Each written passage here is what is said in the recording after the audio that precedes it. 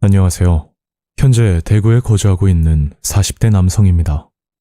제가 제보드릴 이야기는 제 친구가 실제로 경험한 일이기도 하면서 저 또한 위험에 빠질 뻔했던 무서운 경험이라 이렇게 시청자분들과 공유를 하기 위해 사연을 보내게 되었습니다. 사건의 시작은 지금으로부터 11년 전쯤 제가 이곳으로 이사를 온 지 약 한 달 정도 지났을 때였습니다.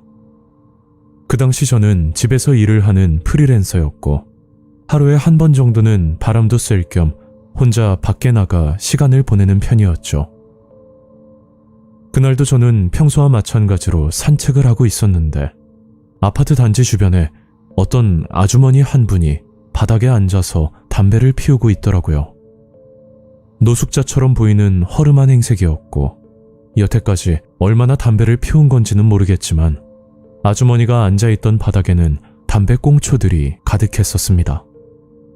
지나가는 사람들도 한 번씩 눈살을 찌푸리며 아주머니를 쳐다보는 상황이었고 저도 그때는 참 특이한 아주머니다 그런 생각을 하고 집으로 향했었죠.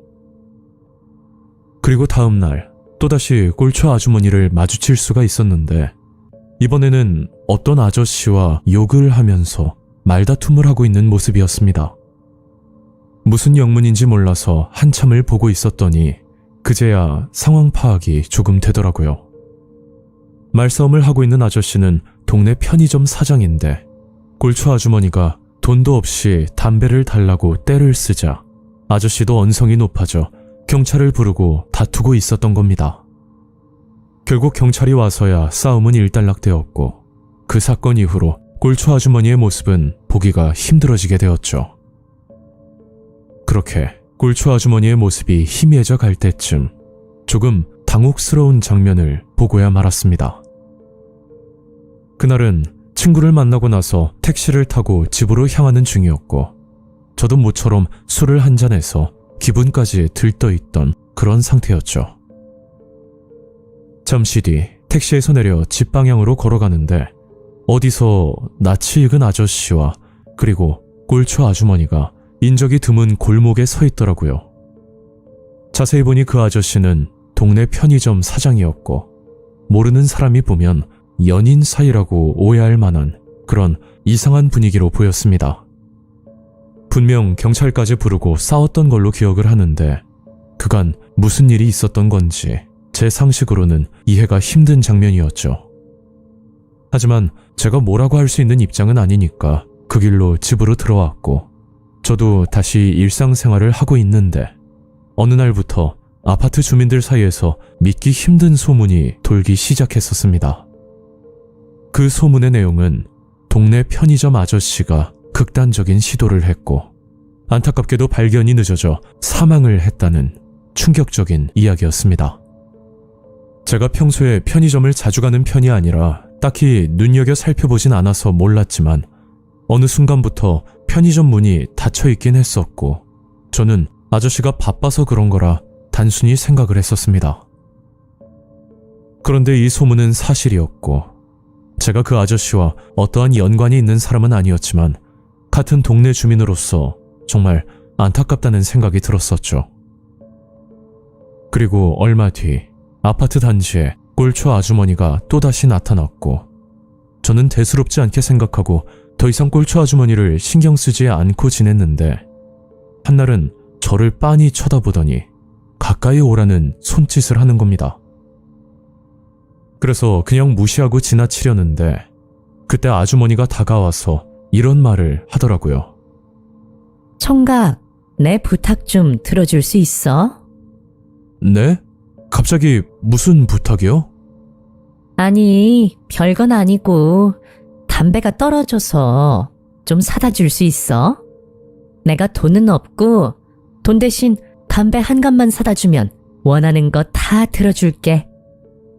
그 말과 함께 아주머니는 본인 가슴을 보여주려고 하는데 정말 소름이 끼쳐서 곧장 도망가고 싶을 정도였습니다.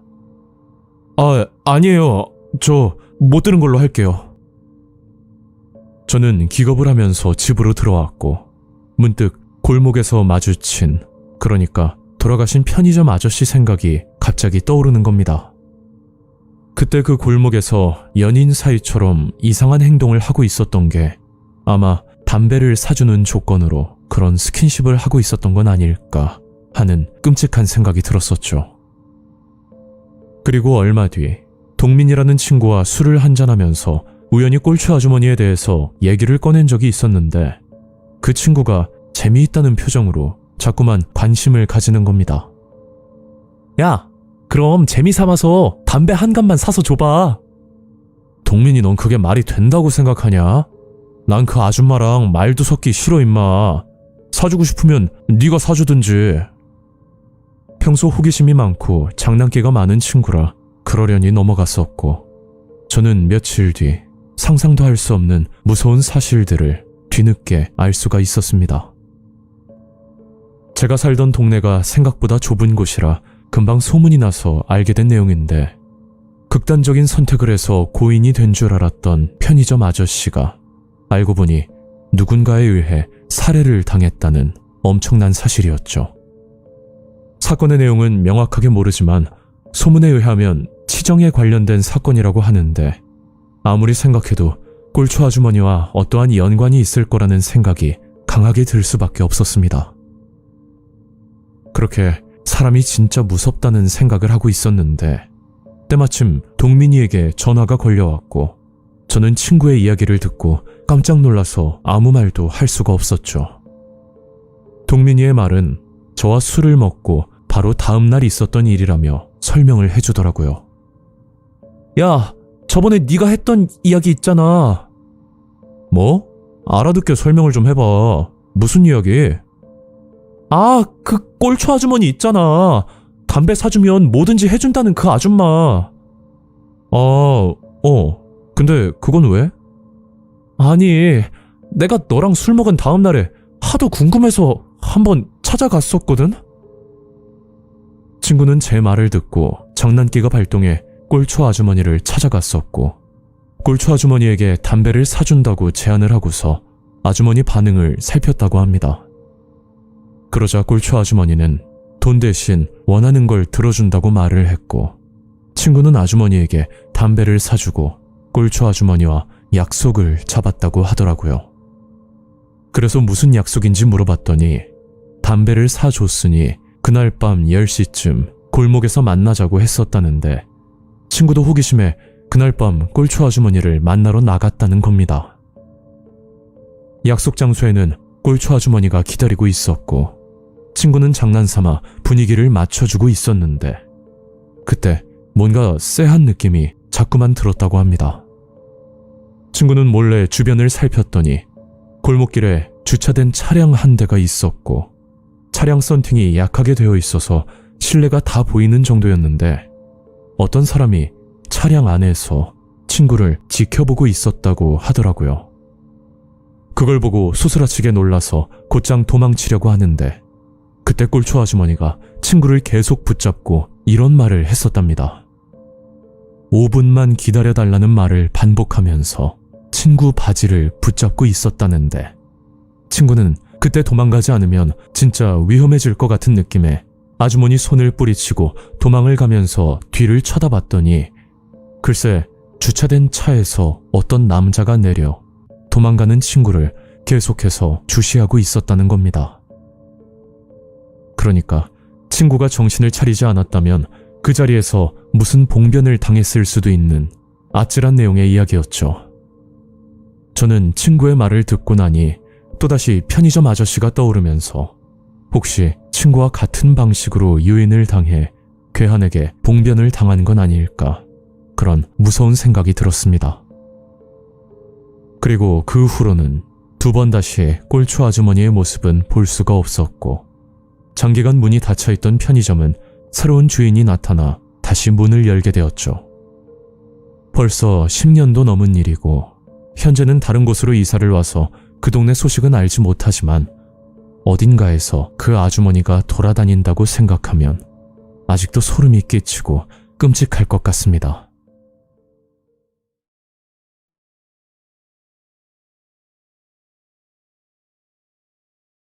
안녕하세요. 저는 올해 40대가 된 남성이고 현재는 서울에 살고 있습니다. 이 일은 저희 아버지의 고향 경남 밀양에서 있었던 사건인데 제가 살면서 절대 잊지 못할 끔찍했던 일입니다. 사건이 있었을 당시 제가 20대 후반이었으니 생각보다 꽤 오래된 이야기입니다. 그 시절 저희 부모님 두 분은 밀양댐 근방에서 작은 펜션을 운영하고 계셨고 저는 아는 형님의 가게 일을 도와주며 지극히 일상적인 삶을 살고 있었습니다. 저와 같이 일하던 정태 형님은 저보다 한 살 많은 고등학교 선배인데 학창시절 제게 큰 힘이 되어주었던 사람이고 또 저희 부모님과도 굉장히 가깝게 지내던 그런 사이였죠. 사실 제가 고등학교 때 학교에서 따돌림을 당했는데 유일하게 정태 형님만 저를 위로해줬고 그 덕에 무사히 학교를 졸업할 수가 있었습니다. 그리고 어느 날 가게 마감을 끝내고 정태 형님과 둘이서 술을 한잔하게 되었는데 정태 형님이 저에게 이런 말을 하더라고요. 종우야, 너 서울 가서 일할 생각 있냐? 예? 갑자기요? 무슨 일인데요? 아니, 이렇게 가게 일 도와주는 건 좋은데 요즘 가게 사정도 어렵고 종우 네가 좀 더 안정적인 직장에서 일하는 게 좋을 것 같아서 하는 말이야. 그리고 내가 아는 지인이 서울에서 일하고 있거든? 이번에 좋은 자리가 있다고 연락이 왔는데 사람 하나 있으면 소개해달라고 하더라고. 한번 생각해보고 대답해줘. 정태형님의 진짜 말뜻은 가게 사정이 어려우니 다른 일을 알아보라는 말이었는데 제가 또 상처받을까봐 그만두라는 말 대신 말을 돌려서 이야기를 했던 겁니다. 그렇게 저는 가게 일을 그만뒀고 재취업을 하기 전까진 부모님 밑에서 펜션 일을 도와드리기로 했었죠. 저는 학창시절 친구들에게 괴롭힘을 당하고 난 뒤 자존감이 낮아진 건 물론이고 한창 심할 때는 대인기피증 증세까지 나타나곤 했었습니다. 누구보다 이런 상황을 잘 알고 있던 부모님은 저 혼자 스스로 취업을 할 때까지 지켜봐 주셨고 정태형님 가게 일을 도와준다고 했을 때 제일 기뻐했던 것도 부모님 두 분이었습니다. 그런 제가 가게 일을 그만두고 집에만 있으니 부모님께선 직접적으로 말씀은 하지 않으셨지만 부모님 표정이나 집안 분위기를 보면 뭔가 근심이 가득하다는 건 확실히 알 수 있었죠. 그걸 느끼고 나서부터 저 나름대로 노력을 했었지만 생각처럼 일은 풀리지 않았고 저는 지푸라기라도 잡는 심정으로 다시 정태형님을 찾아갔습니다. 종우야, 네가 어쩐 일이야? 그게 저 형님, 저번에 말한 일자리 있잖아요. 거기 소개 좀 해주실 수 있어요? 아, 거기 일단 연락을 해봐야 되는데 한 며칠만 기다려줘. 그리고 얼마 뒤 저는 정태형님의 도움으로 서울 송파구에 위치하는 마케팅 회사에 입사를 할 수 있게 되었습니다. 입사를 하자마자 각종 세미나에 참석을 해야 했고 쉬는 날도 거의 없이 사람들을 만나고 다녔는데 자꾸만 그런 환경에 노출이 되다 보니 저의 소극적인 성격도 조금씩 좋아지기 시작했죠. 그런데 제가 이 일을 한 지 거진 2달이 지났을 때쯤 두 번 다시 떠올리기 싫은 비극적인 일이 생기고 말았습니다. 종우야, 지금 얼른 내려와라. 여기 병원이야. 그건 아버지가 돌아가셨다는 믿기 힘든 소식이었는데 저는 어머니의 전화를 받고 나서 정신 나간 사람처럼 밀양으로 내려갔었죠. 그리고 아버지의 사망 소식을 자세히 알고 난 뒤 더욱 충격을 받고 말았습니다. 그날 아버지는 펜션에 방문한 젊은 남자 손님과 작은 트러블이 있었다는데 남자 손님 하나가 술을 먹고 계속해서 소리를 지르고 다녔다고 하더라고요. 그래서 조금만 조용히 해달라고 양해를 구했더니 대뜸 주방에서 칼을 꺼내 아버지를 공격했다고 합니다. 정말 순식간에 일어난 일이었고 어머니는 뒤늦게 아버지를 발견하고 곧장 119를 불렀지만 이미 손쓰기에는 늦은 상태였답니다. 그리고 도주를 했던 범인은 얼마 지나지 않아 스스로 자수를 했다는 말을 차후에 듣게 되었습니다.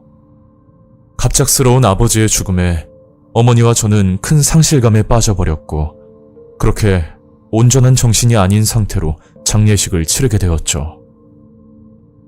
그런데 장례를 치르던 중 전혀 생각도 하지 못했던 충격적인 아버지의 업보를 그제서야 알 수가 있었습니다. 장례 첫날, 저는 상주로서 조문객을 받고 있었고, 대략 밤 10시 정도 되었을 때 정태영 님이 조문을 왔었습니다. 형님, 오셨어요? 그러자 정태영 님이 제 말을 무시하고 그냥 빈소로 들어가는 겁니다. 그때 제가 느낀 건 정태영 님의 표정이 뭔가 기분 나쁜 일이 있는 것 같은 그런 애매모호한 표정을 짓고 있었죠. 아무튼 정태영 님은 아버지께 절을 올리는데, 글쎄 절을 2번 하는 게 아닌 1번만 절을 하고 그냥 나가버리더라고요. 음양사상에 따라 기본적으로 고인에게는 2번 절을 해야 하는데, 정태영 님이 이런 걸 모를 일도 없고, 그때는 저 형님이 왜 저러나 뭐 여러 가지 생각이 들면서 너무 당황스럽기만 했었죠. 그리고 정태영 님이 밥도 먹지 않고 가려고 하길래 제가 급히 따라가 형님을 붙잡았습니다.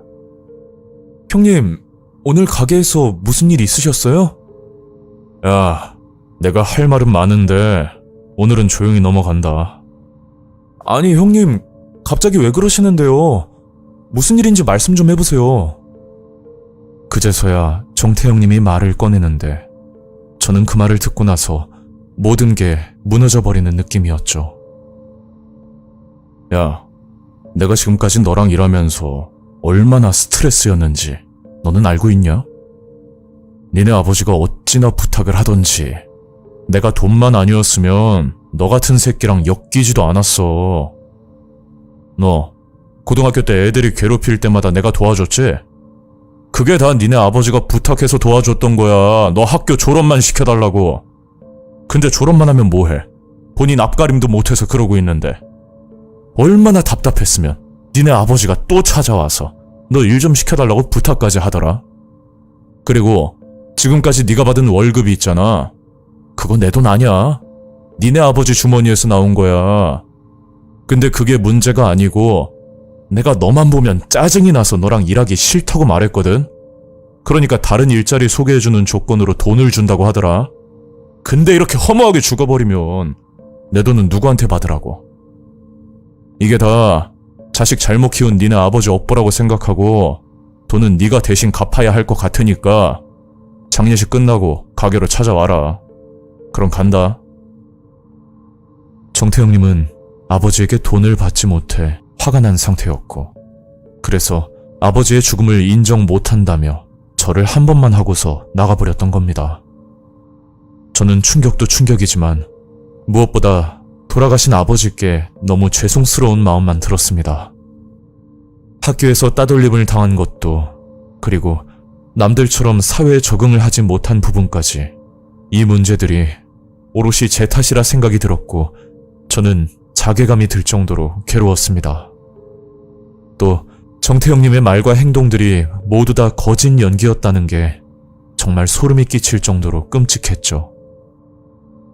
그리고 이 일은 아버지의 단독 행동이라 생각해서 따로 어머니에게는 말씀드리지 않고 저 혼자만의 비밀로 간직하고 있었는데, 나중에 알고 보니 제가 더 힘들어할까봐 그간 숨기고 지내셨다고 하셨습니다. 결국 모든 걸 정리한 뒤 저와 어머니는 서울로 올라오게 됐고, 정태영님이 소개해준 회사는 일명 다단계라고 불리는 불법 마케팅 회사였는데, 거기서 빠져나오려고 참 애를 먹었었죠. 저는 학창시절, 그리고 성인이 된 이후에도 사람에 대한 트라우마 때문에 정말 힘든 삶을 살아서 그런지 아직도 사람을 만나면 저 사람이 날 이용하진 않을까, 그런 불안감이 드는 건 어쩔 수가 없는 것 같습니다.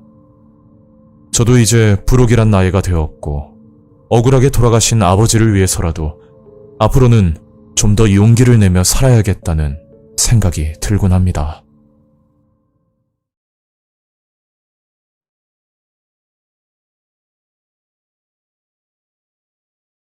저는 현재 전남 진도군에 거주하고 있으며 올해 40이 된 남성입니다. 이 일은 저와 어릴 적부터 알고 지낸 고향 후배에게 있었던 사건이고, 육지와 다르게 바다에서 일어나는 일들은 생각보다 무서운 것이 많다는 걸 알게 된 일입니다. 일단 저의 직업은 오징어 배를 타는 10년차 선원이며, 이 일을 하기까지 저의 인생은 그 누구보다 파란만장한 삶이었죠.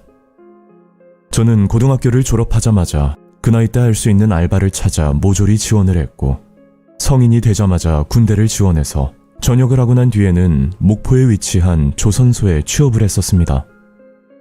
거기서 파워라고 불리는 일종의 선박 외관을 그라인더로 갈아내는 작업을 했었는데, 노동의 강도가 힘든 편이라 수입은 꽤나 좋은 편이었죠. 그렇게 7년간 파워 일을 하면서 열심히 돈을 모았고, 그 돈으로 사업을 시작하려고 했으나 저의 한순간의 잘못된 판단으로 인해 그동안 힘들게 모아둔 돈을 모조리 잃게 되는 불상사가 생겨버렸습니다. 그 당시 그 돈은 저의 전 재산이자 지금까지 제 몸을 갈아서 모은 피 같은 돈이라 더욱 절망할 수밖에 없었고, 지금은 말하기 부끄럽지만 불면증은 물론 우울증까지 생길 만큼 고통스러운 생활을 하면서 늘 술만 마시고 지내고 있었죠. 그러다 어느 날 저와 가끔 안부를 주고받던 고향 후배 태우와 술을 한잔하게 됐고, 그 술자리가 저의 또 다른 인생을 시작하게 된 계기가 되어버렸습니다. 저 형님, 제가 선장님한테 말씀드릴 테니까 이번 기회에 같이 한번 나가시죠? 네? 태우야, 네 말은 잘 알겠는데 나 배멀미 있는 거 알잖아 임마. 아유 형님, 멀미쯤이야 차차 적응하면 되죠 뭐. 언제까지 술만 마시고 그렇게 지내실 거예요? 형님도 이제 슬슬 일어나셔야죠. 사실 지금은 돌아가셨지만 한때는 저희 아버지도 뱃일을 하셨던 분이라 누구보다 그 일을 곁에서 지켜본 사람으로서 그때는 뱃일보다 꼭 다른 일을 하고 싶다는 그런 심리가 강하게 박혀 있었던 것 같습니다. 하지만 태우의 말도 틀린 게 없고, 현재 저의 입장이 물불 가릴 처지가 아니다 보니 결국 제 나이 30살이 되던 해 태우를 따라 오징어 배를 타게 되었죠. 나름 힘든 일을 해봤다고 자부하면서 자신있게 뱃일에 도전을 했지만 이 일은 결코 만만하게 볼 수 없는 극심한 육체적 노동이었습니다. 그래도 친한 고향 후배 덕분에 몸은 고되지만 마음만큼은 편하게 일을 할 수가 있었죠. 제가 그 당시 승선했던 오징어 배의 규모는 30톤이 조금 넘었었는데, 이 정도면 중대형 어선이라 불릴 수 있는 사이즈였고, 배의 인원은 저 포함 12명이 타고 있었습니다. 여기서 한 가지 말씀드릴 부분이 있는데, 한국인으로 뱃일을 하기 위해서는 해기사 자격증이라는 게 필요한데, 그 이유가 인건비를 절감하기 위해서 외국인 선원을 환영하는 추세인데다 굳이 인건비가 비싼 한국인은 해기사 자격증이라도 있는 사람을 채용하는 게 더 낫다는 이론이었죠. 저는 다행히도 태우를 통해서 들어간 케이스라 딱히 불이익은 없었지만, 저를 제외한 다른 한국인 선원 몇 명은 꽤나 준비를 많이 한 뒤 배를 탔다는 이야기를 들었습니다. 그래서 그런지 12명의 인원 중 한국인은 고작 5명, 그리고 나머지 7명은 외국인 선원으로 이루어져 있었고, 이 일의 시발점은 제가 뱃일을 본격적으로 시작한 지 2년 차가 되었을 때 벌어졌습니다. 저희는 배를 한 번 타고 나가면 기본적으로 3일에서 4일간 조업을 하는 편인데, 그 기간 중 가장 몸이 힘들고 고된 시점이 바로 조업 마지막 날이라 볼 수 있었죠. 그래서 선원들 사이에서도 특히 마지막 날은 서로 신경이 날카로워져 있어 웬만해선 서로 피해를 주지 않으려고 작업에만 몰두를 하는 편입니다. 그런데 그날 제 고향 후배 태우가 갑자기 배가 아프다며 외국인 선원 한 명에게 잠시 작업을 부탁하고 화장실을 갔었는데, 시간이 30분이 지나도 도대체 뭘 하고 있는지 태우가 화장실에서 돌아오질 않았었죠. 하필 그때 그물을 올리는 작업을 해야 돼서 한창 일손이 빠듯한 타이밍이었는데, 태우가 자리에 없다 보니 그 한 명 몫을 또 다른 누군가가 해야 하는 그런 불편한 상황이 생겨버렸습니다. 안 그래도 선원들이 피곤하고 예민한 상태인데 태우가 빨리 돌아오질 않으니 같이 일하는 선원들의 불만 섞인 목소리가 나오기 시작했고, 특히 베트남에서 온 외국인 노동자 하나가 굉장히 기분 나쁜 티를 내면서 오징어를 발로 걷어차기까지 했었죠. 그때까지는 이 일이 이렇게까지 커질지는 전혀 생각지도 못했고 다들 체력적으로 힘들어서 그러나 보다 그렇게 생각하고 그냥 넘겨버렸습니다. 태우는 화장실에 간 지 거의 1시간 만에 돌아왔고 본인도 미안한 감이 있는지 선원들에게 사과를 하면서 설명을 했었는데 그게 집안에 사정이 좀 생겨서 통화가 길어졌다고 연신 미안하다며 양해를 구했었죠. 그 말을 듣고 한국인 선원들은 그러려니 하고 넘어갔었지만 문제는 한 외국인 선원의 반응이었는데 외국인 선원 중 하나가 태우를 계속 주시하면서 마치 태우를 벼르고 있다는 그런 섬뜩한 느낌을 받았습니다. 그렇게 우여곡절 끝에 조업 마지막 날 작업을 끝마치고 잠시 쪽잠을 자려고 다들 자리를 잡고 쉬고 있었는데 태우가 급히 전화를 해야 한다며 화장실에 다녀온다고 말을 했고 저도 그때는 너무 피곤하고 힘들어서 대꾸도 못한 걸로 기억이 납니다. 그리고 태우가 화장실에 간 지 대략 5분쯤 지났을 때 외국인 선원 2명이 뭔가 재밌는 이야기를 하면서 웃고 있었는데 저는 그 모습이 좀 낯설게만 느껴지더라고요. 뱃일을 안 해보신 분들은 모르시겠지만 쪽잠을 자는 황금 같은 시간에 저렇게 농담을 한다는 게 너무나 드문 일이었고 거의 대부분은 체력적으로 녹초가 돼서 휴식을 취하는 게 가장 보통적인 모습이라 볼 수 있었죠. 그래도 그 시간에 농담을 하던 휴식을 취하던 어쨌든 본인 마음이니 저는 더 이상 신경을 쓰지 않고 휴식을 취하고 있었는데 화장실을 다녀온다던 태우가 한참 동안 돌아오질 않았고 저는 통화가 길어지나 보다 생각했었습니다. 그렇게 태우를 기다리면서 잠시 눈을 붙이고 나니 벌써 항구에 도착을 했었고 잡은 오징어를 위판장으로 옮겨야 하는 작업이 남아 있었는데 그때까지도 태우는 돌아오질 않았고 저는 뭔가 이상한 낌새 화장실로 가봤더니 불길하게도 태우의 모습은 보이질 않았죠. 그걸 알고 곧장 선장님께 자초지종을 말씀드렸는데 선장님은 제 얘기를 듣고 이렇게 말씀을 하셨습니다. 그게 말이야. 아까 자네가 자고 있어서 잘 몰랐나 본데 글쎄 태우가 급한 일이 있다고 하길래 중간에 다른 배로 갈아타고 먼저 돌아갔었어. 그 당시 그 말을 듣고 태우 집안에 무슨 일이 있는 건지 너무 걱정이 됐고 저는 작업을 끝내자마자 곧장 태우 집으로 찾아갈 생각만 하고 있었죠. 그렇게 그날 오후 옷을 갈아입고 태우네로 찾아갔었는데 태우 어머님이 저를 반기면서 물어보셨습니다. 어떻게 혼자 왔어? 우리 태우는 아직도 일하는 거야? 그 순간 들었던 생각이 태우가 집에 말하기 힘든 껄끄러운 사정이 있을 거란 판단에 저는 태우 입장을 고려해서 작업이 조금 남아있다고 말을 둘러대고 조용히 집으로 돌아갔었죠. 하지만 태우의 연락을 아무리 기다려봐도 끝내 감감무소식이었고 너무 답답한 나머지 선장님께 연락을 다시 한번 드리게 되었습니다. 선장님, 혹시 태우랑 연락되세요? 태우. 나도 그 일에 대해서 자네한테 할 말이 좀 있는데 혹시 시간 되면 나랑 소주 한잔 할까? 선장님은 갑자기 제게 술을 한잔 하자며 제안을 했고 저는 영문도 모른 채 선장님을 만나게 되었죠.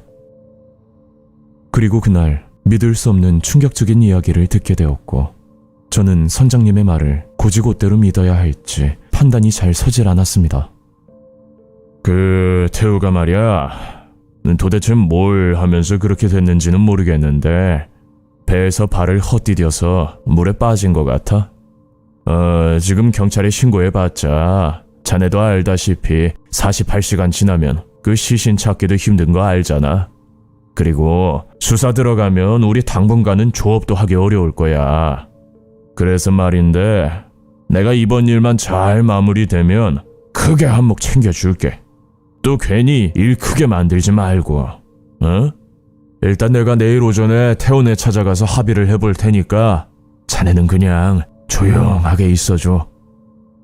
선장님이 앞전에 설명했던 태우가 다른 배를 타고 갔었다는 건 일을 크게 만들지 않기 위한 거짓말이었는데 태우가 뱃일을 하루 이틀 한 것도 아니고 그 정도 경력에 갑자기 물에 빠진다는 건 더더욱 이해할 수가 없는 일이었습니다.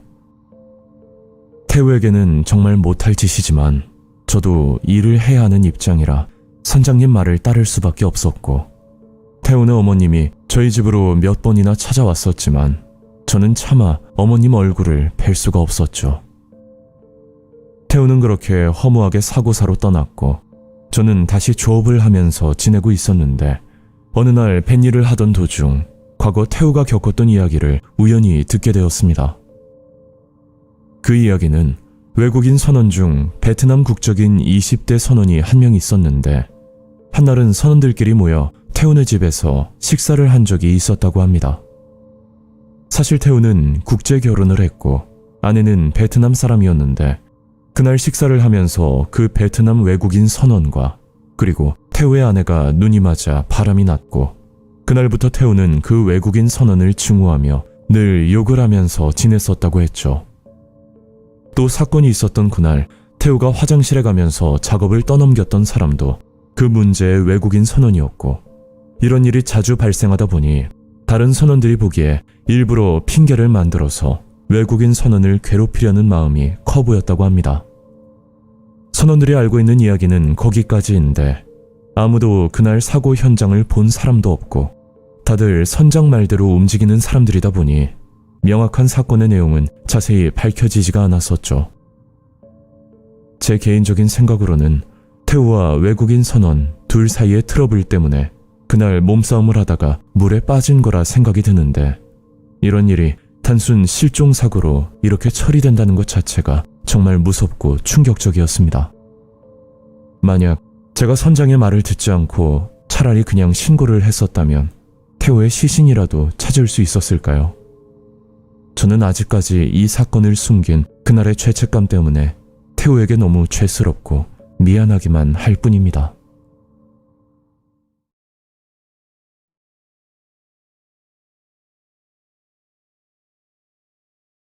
안녕하세요. 현재 대전에 거주하는 40대 남성입니다. 제가 괴들남님께 제보드릴 내용은 전혀 예상치도 못한 이유 때문에 일어난 끔찍한 사건인데, 이런 일들은 누구라도 경험할 수도 있는 일이니 정말 주의하셨으면 합니다. 정확히 7년 전 제가 30대 중반일 때 겪은 두 번 다시 잊지 못할 섬뜩했던 일입니다. 그 당시 저는 멀쩡히 다니던 직장에서 해고를 당한 뒤 실업급여를 받으며 정신적으로 힘든 시간을 보내고 있을 때였죠. 거기다 유일한 가족인 어머니마저 허리 통증 때문에 집에서 쉬고 계시던 중이었고, 당장 제가 일을 하지 않으면 월세조차 내기 버거울 정도로 집안 사정이 좋지 않았습니다. 저는 재취업을 위해 갖은 노력을 다해봤지만 나이와 경력 탓인지 생각보다 취업은 쉽지 않았는데, 옛말에 사람이 죽으란 법은 없다는 말도 있듯이 오래전에 알고 지내던 아는 형님의 도움으로 작은 식당에서 주방 일을 도맡게 되었습니다. 평소 어머니가 해준 음식만 먹고 살다가 난생 처음으로 제가 직접 주방에서 일을 하다 보니 생각보다 적응이 쉽진 않았지만 그래도 조금씩 배우면서 나름 열심히 일을 했었습니다. 그리고 이 일을 한 지 2년 정도 되었을 때 크고 작은 문제들이 생기고 말았죠. 그건 식당 사장이었던 형님께서 다른 사업에 도전을 해본다는 이유로 저에게 전적으로 식당 운영을 맡겼는데, 그 덕에 월급은 더 올라갔지만 그만큼 신경 써야 할 일도 많아졌습니다. 제가 주방 일을 하고 있으면 알바생은 서빙과 카운터를 봐야 하는데 늘 그 부분이 애로사항이었죠. 웬만하면 제가 직접 계산을 했고 정말 정신없이 바쁠 때는 알바생에게 맡겼는데, 항상 그런 건 아니지만 일주일에 2-3번 정도 돈이 모자라는 불상사가 생기곤 했었습니다. 어쩌다 한 번이야 실수라고 볼 수는 있지만 이건 횟수가 너무 잦다 보니 마감 때마다 알바생을 나무랄 수밖에 없었죠. 저를 믿고 가게를 맡긴 형님을 봐서라도 더 꼼꼼하게 일을 해야 한다고 생각했고, 요즘 말로는 꼰대라고도 불리는데 저의 단호한 성격 탓인지 알바를 구하는 게 여간 어렵지 않았습니다. 그런 가게 사정을 잘 알고 있던 어머니가 식당 일을 도와주시기로 하셨는데 저는 어머니 건강을 생각해서 극구 말렸지만 집에만 있기 갑갑하시다며 결국 식당으로 나오셨습니다. 그리고 며칠 뒤 어머니는 먼저 들어가시고 저는 혼자 남아 뒷정리를 하고 있었는데 밤 9시쯤 대략 70대 초반으로 보이는 할아버지 한 분이 식당으로 들어왔죠. 아, 어르신 어쩌죠? 저희가 10시에 마감이거든요. 그러자 할아버지는 제 말을 무시하고 그냥 식당으로 들어오더니 참이슬 한 병을 달라고 하시더라고요. 에휴, 내가 힘든 일이 있어서 그래. 딱 한 잔만 마시고 갈게. 이미 들어온 손님을 나가라고 할 수도 없고 뭔가 말 못할 사정이 있을 거란 생각에 말없이 소주 한 병을 가져다 드렸습니다. 그리고 안주 하나 없이 깡소주를 마시길래 저는 주방으로 들어가 간단한 안주까지 준비해 가져다 드렸죠. 그랬더니 자꾸만 술을 같이 한잔하자고 권유를 하는 겁니다. 저 어르신, 제가 운전을 해야 돼서 술은 못하거든요. 그리고 이제 슬슬 마감을 해야 될 것 같은데 오늘은 여기까지 드시고 대신 다음에 오시면 서비스 드릴게요. 그 말을 끝으로 할아버지는 말없이 돌아갔지만 진짜 문제는 그때부터였죠. 식당 마감 시간은 보통 밤 10시였고 어머니는 8시까지 일을 도와주다 먼저 들어가셨는데 꼭 어머니가 들어가시고 난 뒤 거진 9시가 되면 기다렸다는 듯이 그 할아버지가 찾아오는 겁니다. 할아버지는 참이슬 한 병을 시켜 안주도 없이 혼술을 하다가 대뜸 저에게 술 한 잔을 권하곤 했었는데 그럴 때마다 저를 쳐다보는 눈빛이 뭔가 소름이 돋을 때가 있었죠.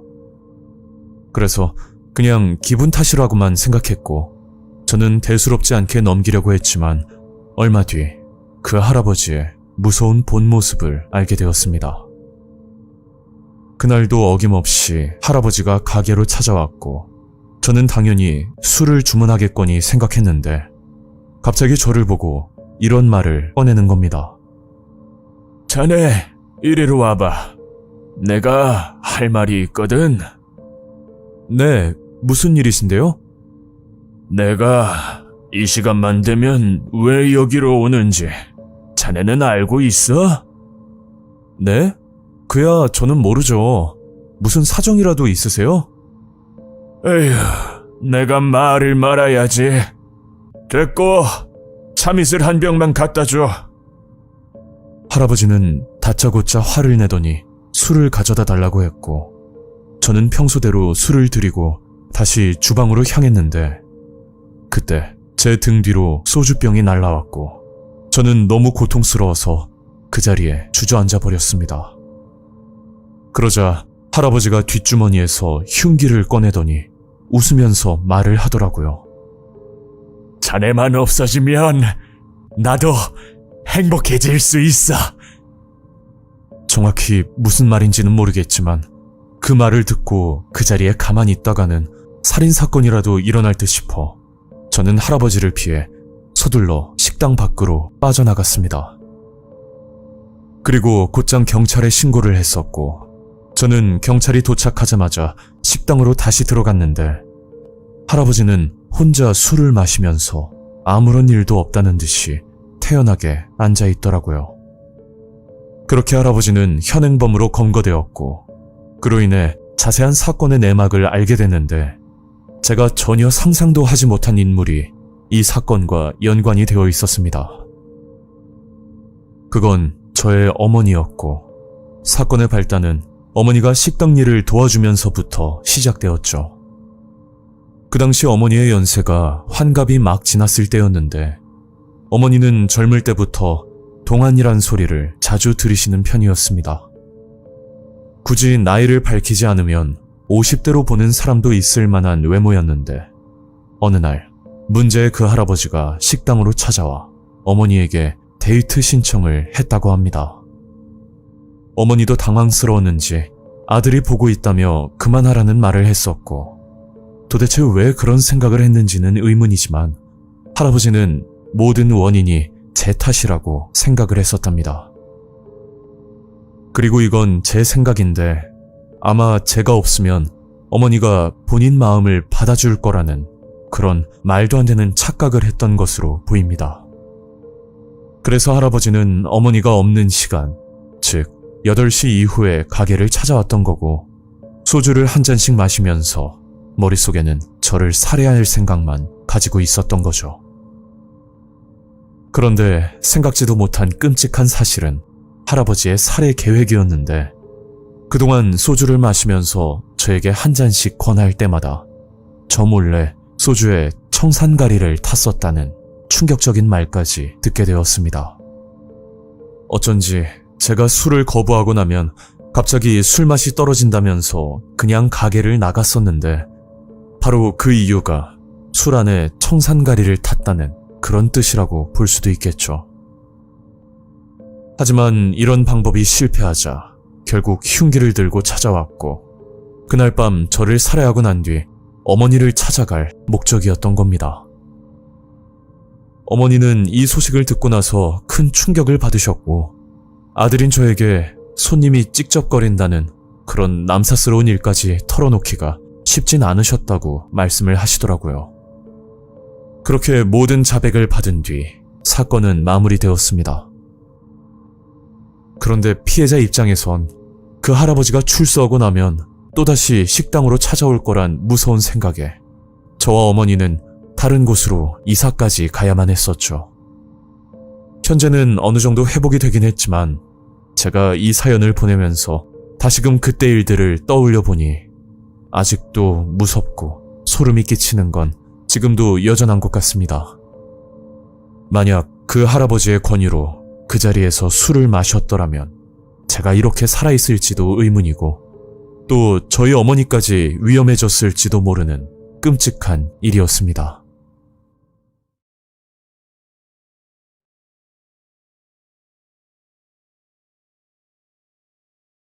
저는 경기도에 살고 있는 40대 중반의 여자입니다.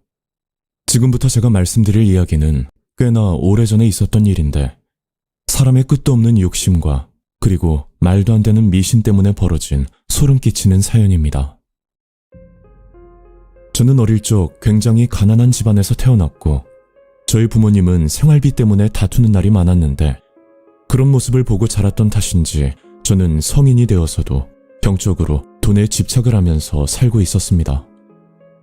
대학교 시절부터 식당 서빙과 고깃집을 전전하며 뼈 빠지게 일을 했고 제 몸에는 늘 기름 냄새와 땀 냄새가 났었지만 저는 이를 악물고 독하게 버티며 돈을 벌었었죠. 그리고 대학을 졸업한 뒤 바로 중소기업에 취직해 매달 부모님께 50만 원씩 생활비를 챙겨드렸는데 남들이 볼 땐 소박할 순 있지만 이 모든 게 제 힘으로 일궈낸 일이었기 때문에 제 나름대로 만족을 하면서 지냈었습니다. 그렇게 직장 생활을 하면서 제 나이가 27살이 되었을 때 한날은 저희 회사 부장님이 저를 불러 이런 얘기를 꺼내셨죠.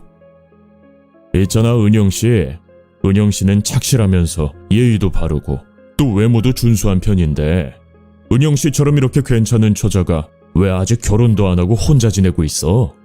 좀 이해가 안 되는데.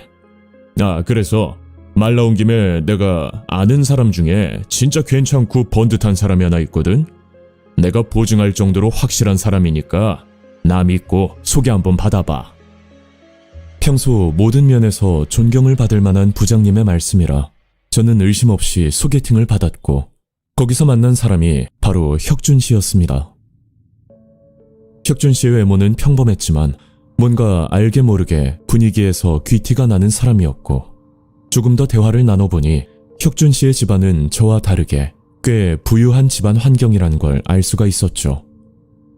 그렇게 혁준 씨와의 연애가 시작이 됐고 혁준 씨는 돈을 쓰는 것에 주저함이 없었는데 일단 데이트 비용은 혁준 씨가 모두 계산을 하는 건 물론 가끔 예상치 못한 명품 선물과 꽃다발까지 사서 가져다 주었습니다. 하지만 살짝 걸렸던 건 혁준 씨가 무뚝뚝한 성격이라 그런지 제게 애정 표현을 전혀 하지 않았는데 워낙 과묵한 성격 탓에 표현이 어려운 사람이라 이해했고 그래서 물질적인 것으로 이렇게 표현을 하는구나 그렇게 생각을 하면서 만남을 이어나갔었죠. 그리고 놀랍게도 혁준 씨와 3개월가량을 만났을 때 갑자기 혁준 씨가 제게 청혼을 했고, 그 순간은 정말 기쁘고 좋았지만 제겐 현실적인 걱정이 들 수밖에 없었습니다. 그 이유는 저와 괴리감이 느껴질 정도로 확연히 차이나는 집안 환경 때문이었는데, 그에 대해 혁준 씨는 걱정하지 않아도 된다고 재차 말했지만 제 입장에선 솔직히 초라하게 느껴지더군요.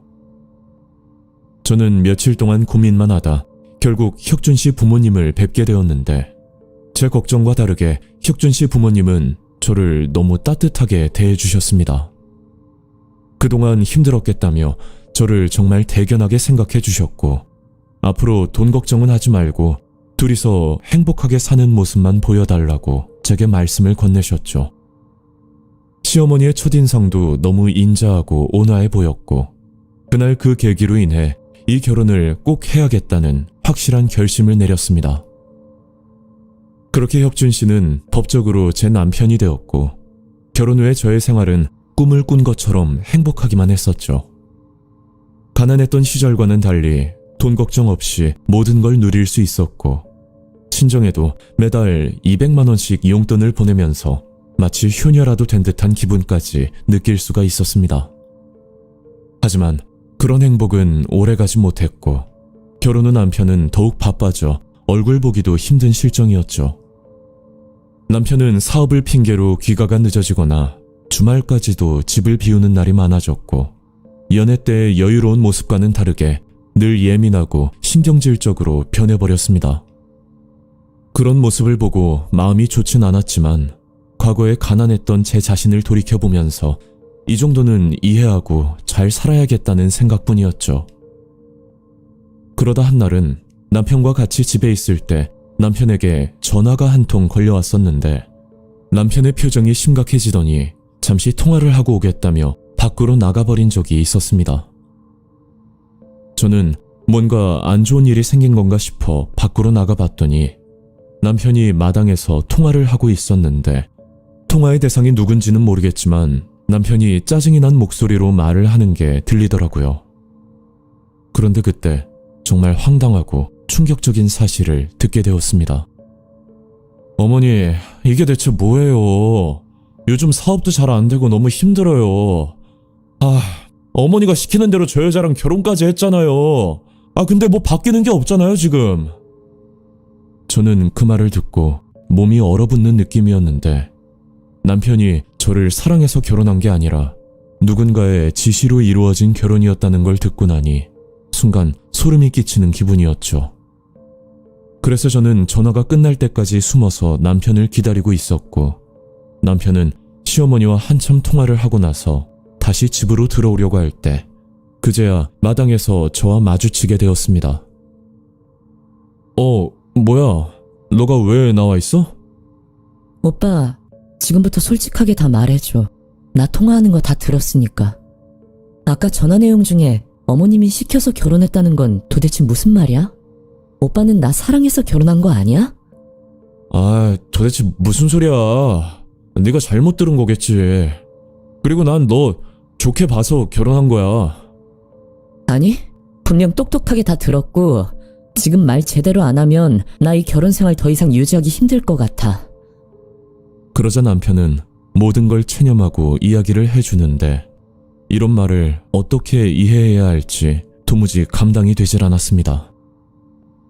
그러니까 남편의 집안이 부를 축적한 역사는 무려 할아버지 때부터 무속신앙과 얽혀있는 이상한 관계였다고 하는데, 오래전 무속인의 말을 듣고 부동산을 샀다가 남편의 집안이 큰 돈을 벌게 되었다고 합니다. 그 뒤로 이 집안은 무속인의 말이면 큰 신뢰를 하면서 지내왔고, 이 결정적인 문제는 남편이 태어났을 때 일어났다고 했었죠. 집안의 장손으로 태어난 남편은 태어날 때부터 원인을 알 수 없는 병으로 늘 병원 신세를 지며 지냈었다고 하는데, 그걸 보고 무속인은 남편이 단명할 팔자를 타고났다고 말을 했었답니다. 그런데 그 애군을 피할 방법이 단 한 가지가 있는데, 그건 남편이 태어난 일시와 완전히 똑같은 아이를 찾아 데려다가 남편과 가까이 살게 하는 것이었다고 합니다. 그렇게 하면 그 아이가 남편의 팔자를 대신 짊어지고 남편은 병치레를 하지 않고 건강하게 오래 살 수 있을 거라는 그런 뜻이었죠. 남편의 집안은 워낙 돈이 많았던 집안이라 모든 방법을 이용해서 남편과 똑같이 태어난 아이를 고아원에서 찾아냈고 무속인의 말대로 그 아이를 입양했었다고 하더라고요. 그 결과 기가 막히게도 남편의 병치레를 막을 수 있었고 그와 반대로 입양을 한 아이는 결국 20대 중반이란 젊은 나이에 병으로 세상을 떠나게 되었답니다. 그 후로 남편의 건강에는 큰 문제가 없었지만 또 다른 문제들이 생겨나기 시작했었는데 그건 남편이 운영하고 있던 사업이 연달아 문을 닫게 되었다는 점이었죠. 아무리 노력을 해도 상황은 나아지지 않았고 그로 인해 자존감은 한없이 내려갔었다고 합니다. 곁에서 남편을 안타깝게 지켜보던 시어머니가 다시 무속인을 찾아가 고민을 털어놓았고 무속인에게 해결책을 한 가지 들었다는데 그게 바로 액을 막아줄 팔자를 지닌 여인을 배필로 맞이하라는 이야기였죠. 남편의 시어머니는 갖가지 방법을 써서 저를 찾아냈고 여기서 한 가지 더 소름 끼쳤던 건 저희 직장 상사였던 부장님을 통해 접근한 것 또한 모두 다 계획된 일정이었다는 말이었습니다. 저는 이 집안에 액을 막아줄 부적이 될 운명이었고 단순 무속적인 도구로 치부되었다는 사실이 너무 큰 배신감으로 다가오면서 이런 남편을 믿고 결혼을 했다는 사실이 치욕스럽기까지 했었죠. 다른 아이의 생명을 희생시키고 이제는 타인의 사주를 액막이 방패로 삼아 부를 지키려는 이 집안, 그리고 그 무속인의 말 한마디에 제게 접근한 남편. 아무리 봐도 정상적인 가족의 형태가 아닌 미신에 지배당하고 살아가는 정신적으로 문제가 많은 사람들이었습니다. 한때는 저도 물질적인 여유로움 때문에 이 생활을 즐기기도 했었지만 이 모든 사실을 알고 나니 그런 모든 부귀영화보다는 저의 존엄성을 지키는 길이 옳다는 생각이 들었습니다. 그렇게 남편과 이혼을 하고 2년 정도 지난 뒤 지인을 통해 전남편의 소식을 우연히 듣게 되었는데 글쎄 전남편이 췌장암 말기 진단을 받고 시한부 선고를 받았다는 이야기를 전해 듣게 되었죠. 그 소식을 듣고 순간 스쳤던 생각은 이 모든 끔찍한 일들이 정말 무속인이 말한 애군의 휴엄이었을까 하는 그런 무서운 생각들이 들었습니다. 한 사람의 인생을 담보로 부를 지키려고 했던 이 집안에 벌이 내려졌던 건지 그 실체는 아무도 명확하게 파악하긴 어려울 것 같습니다. 저는 전처럼 여유롭게 살진 못하지만 그래도 그 당시의 결정을 후회한 적은 단 한 번도 없고 어릴 적부터 병적으로 돈에 집착을 했던 제 인생을 다시 한번 돌아보고 돈이 전부가 아니라는 걸 새삼 느끼게 되는 경험이었습니다.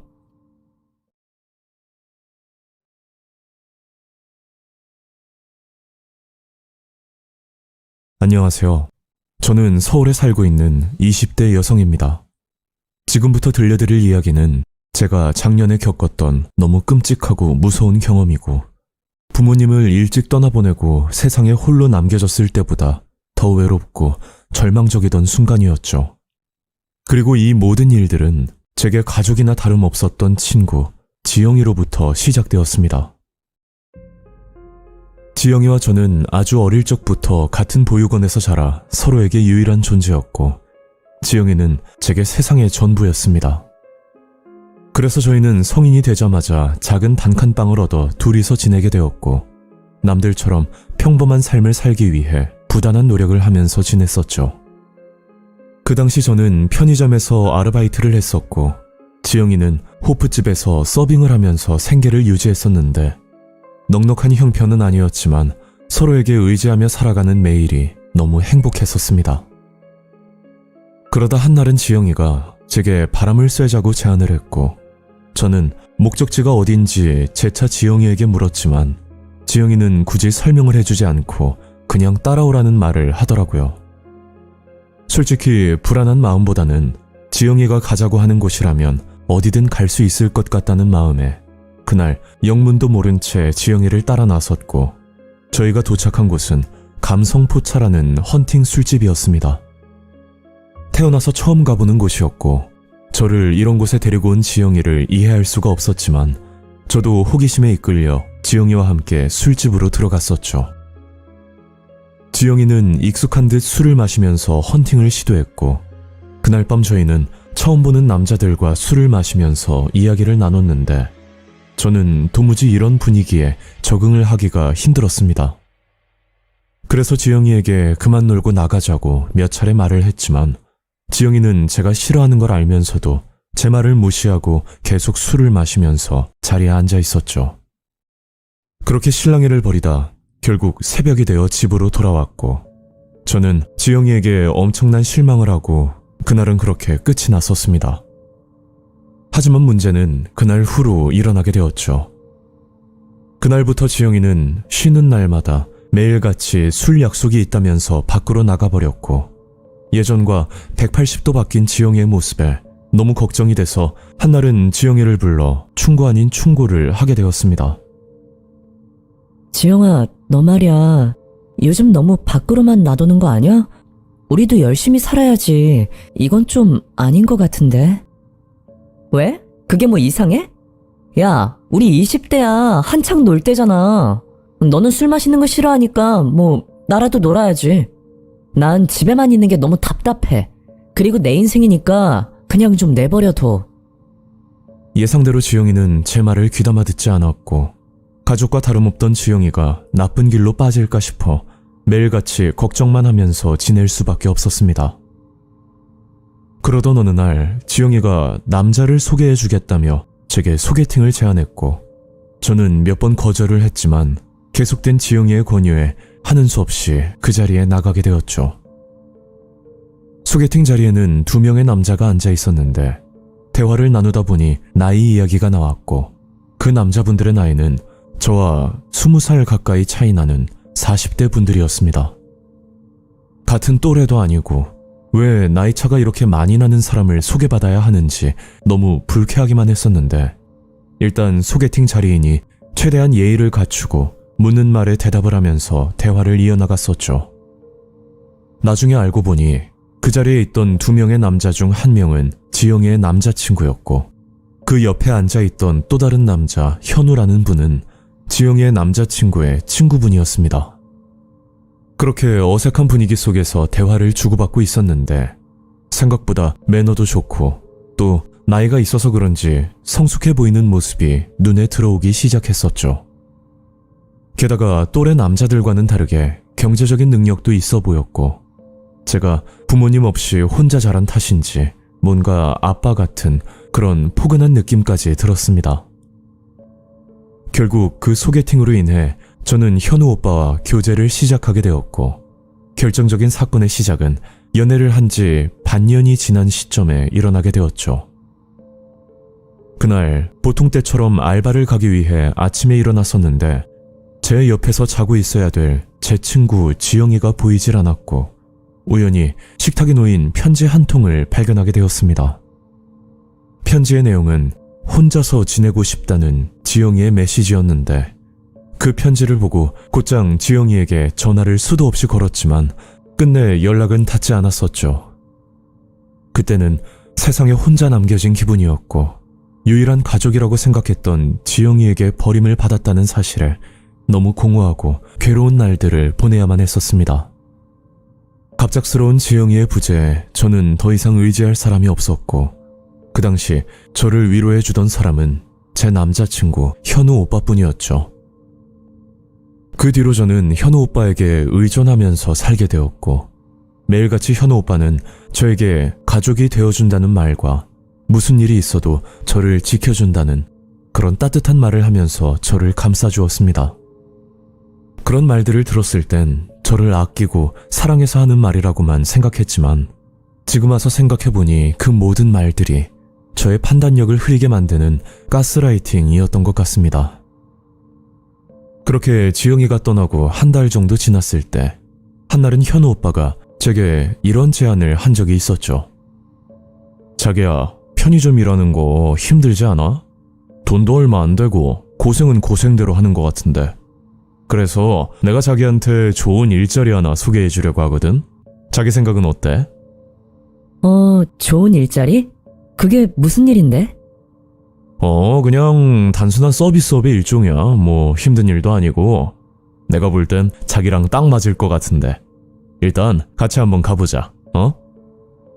저는 딱히 내키지 않았지만 지영이에게 버림받은 충격과 또다시 현우 오빠에게 버림을 받을지도 모른다는 불안감이 느껴져 일단 현우 오빠를 따라가 보기로 결정을 내렸습니다.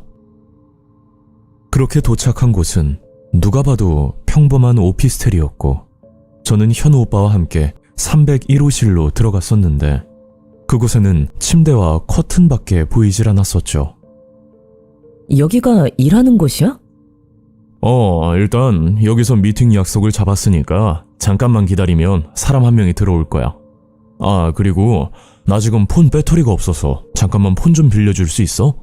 요 앞에 편의점에 잠깐만 다녀올게. 현우 오빠는 편의점을 다녀온다며 제 휴대폰을 가지고 밖으로 나갔고 저는 아무도 없는 빈 방에서 현우 오빠를 기다리고 있던 중이었습니다.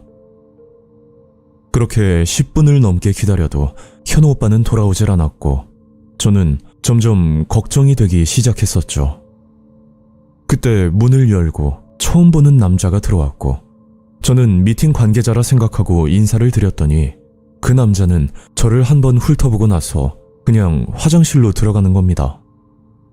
그래서 화장실이 급했나 보다 싶어 계속 기다리고 있었는데 잠시 뒤 그 남자가 알몸으로 화장실에서 나왔고 그걸 보고 깜짝 놀라서 온몸이 얼어붙는 느낌이었죠. 저는 그 자리에서 이게 뭐 하는 짓이냐고 소리를 질렀는데 그 남자가 저에게 이상한 질문을 건네는 겁니다. 야, 너 오늘 첫 출근이야? 왜 이렇게 까칠해? 얌전히 좀 있어봐, 그 말을 듣고 나서 저는 뒤도 돌아보지 않고 도망을 쳤고 왠지 이대로 집으로 들어가면 현우 오빠가 찾아올 것 같은 무서운 생각에 일단 보육원에서 저를 돌봐주셨던 선생님께 전화를 걸어 자초지종을 설명드렸었죠. 다행히도 선생님은 임시로 지낼 곳을 마련해 주신다고 하셨고 저는 당분간 거기서 지내면서 다른 집을 알아보기로 했었습니다.